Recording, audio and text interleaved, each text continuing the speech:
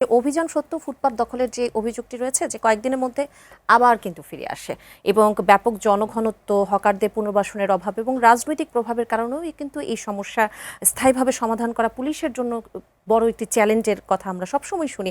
আসলে এটা কত বড় চ্যালেঞ্জ বা এটিকে নিয়ন্ত্রণ করা সম্ভব কিনা, কার্যকর কোনো পদক্ষেপ নেওয়া সম্ভব? আসলে প্রথম কথা হচ্ছে যে আমাদের দেশের মানুষের আন্ডারস্ট্যান্ডিং, তাদের ধারণা যে ফুটপাতে তারা ব্যবসা না করলে তাদের আর কোথাও অন্য কোথাও তারা মাইন্ডসেট তারা ঠিক করতে পারে না। তাদেরকে যদি কোনো ফাঁকা জায়গায় দেওয়া যায় সেখানে সে যাবে না।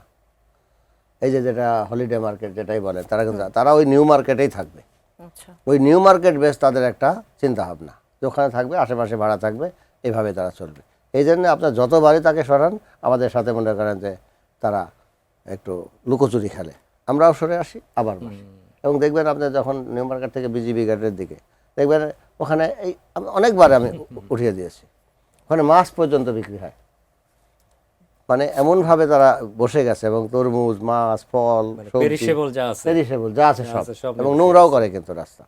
আমরা বারবার উঠাই, বারবারতে আমাদের তো আসলে অত পুলিশ বাংলাদেশে নাই। আমাদের 20 লক্ষ মানুষের পুলিশ আছে মাত্র 2 লক্ষ। অত পুলিশ একদম প্রত্যেকের জায়গায় জায়গায় পাহারা দেওয়ার মতো পুলিশটা আসলে নেই আমাদের।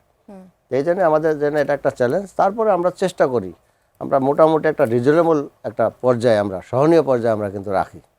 আপনি এখন দেখেন আগের চাইতে অনেকটাই কিন্তু ভালো রাস্তাঘাট। এবং নিউ মার্কেটও আমরা মাঝখানে কিন্তু অভিযান চালানোর পরে আবার কিন্তু তাদের একটা রেজিস্ট্রেশন পর্যায়ে আমি দেখলাম সিটি কর্পোরেশন নিয়ে আসার চেষ্টা করছে।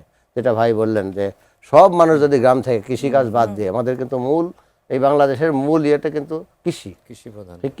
এই কৃষি প্রধানের অবস্থা কিন্তু খুবই খারাপ, কারণ তারা সবাই নগরে থাকতে চায়।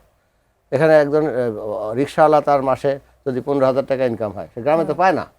গ্রামে তো 400 টাকা 3, 4, 12,000 টাকা পার মান্থ, তাও রেগুলার না। এজন্য তারা সবাই কিন্তু ঢাকামুখী। এইটা কেমনে বন্ধ করা যায়, এটারও একটা নীতিগত সিদ্ধান্ত দরকার। এখানে একটা জীবিকার বিষয় হয়ে গেছে, যার ফলে এগুলো খুবই সমস্যা।